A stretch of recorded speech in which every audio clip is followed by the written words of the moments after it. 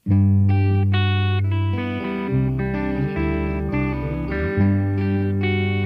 araw mga kabot, maligayang pagbabalik sa hardin natin sa opisina. Ito, nakikita nyo ba yan? Ito yung tanim nating ito yung nabili natin na 350 grafted na pomelo lemon. Ay, pomelo ano ba to? Kalimutan ko na, suha. Yan, pomelo, suha. Davao.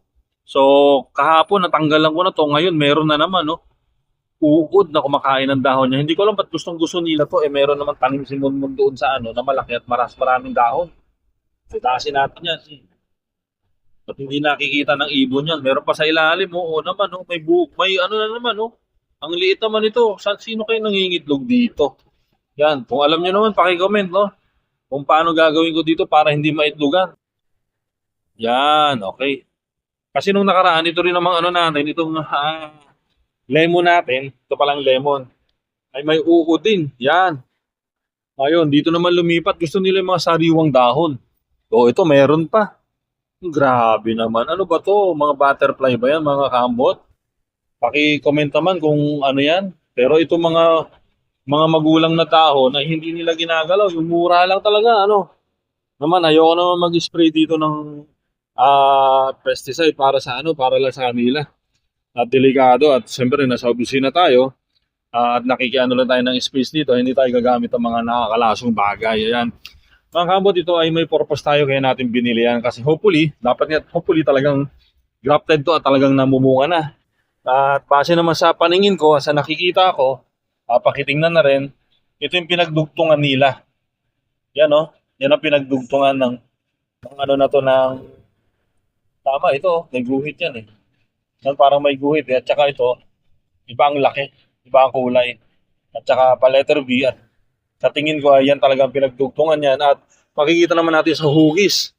Sa hugis ng sanga, ay dito idudugtong natin yan dito sa suha na napakatagal na hindi namumunga. Yan, tanim dito sa opisina. So, Aljan's vlog, dito natin nakita kung paano magpabunga ng isang puno na hindi namumunga. Applicable daw yung kahit sa anong puno. Sinubukan nila yun sa rambutan, pero kahit saan puno, basta ganoon sistema ang gagawin mo ay pwede naman. Ang gagawin natin dito ang nakikita kong dugtungan, mga kabot yan. Sa mga susunod na araw, lilinisin lang natin ng konti yon para maganda ang pasok ng araw sa idudugtong natin at dito natin itatali. Yun yung purpose nun kasi isasabit natin siya kaya niliitan natin yung para hindi mabigatan, hindi gumalaw. Para yung pagkakadikit ng sanga niya dito sa sanga na to, yan, itatali lang natin yun dyan. Tapos didikit natin ng konti. Basta may gagawin tayo dyan, mga 3 inches ang dikit nila. Tapos nakatali rin yung yung pinakaugat nung kakabit natin na pomelo Davao. Yan, ito yung matagal ng tanim. Ito may tinik. At yung pomelo Davao natin, wala. Okay? At ito rin, may tanim tayo doon sa Mindoro. Ang naisip ko sana ay mag-aano ako ng buto. Pero sabi ko, bakit ba ako mag-aanong buto? Ang gagawin ko na lang, magpapaugat na lang ako, di ba? Tapos in-arching ang gagamitin natin. Ito, papaugatan natin to. Ito, maganda to. Saan ba ito? Ito maganda to. Pero malaki-laki sanga, Hanap na lang tayo ng sanga na pwedeng paugatan dito, yung medium size lang.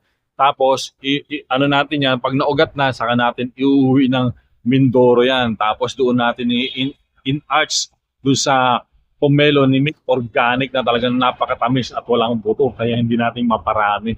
Magpapaugat tayo ng kahit saan dyan para pag may ugat na yun ang iaano natin.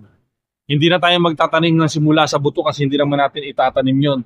Ang gagawin rin lang natin yun, idudugtong rin lang natin dito para sa kabilang side naman na to, dyan natin ikakabit yung pomelo na tanim ni Mick organic. Galing rin lang yun sa circle, doon namin binili yun.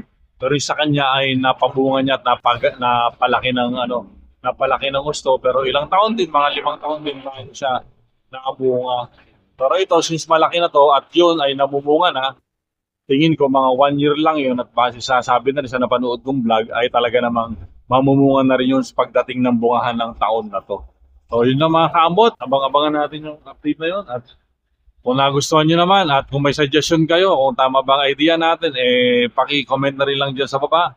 At yun lang, maraming salamat. Kung di naman abala, pwede naman paki-share, like, at kung pwede na rin, paki-subscribe. Maraming salamat. Till next time.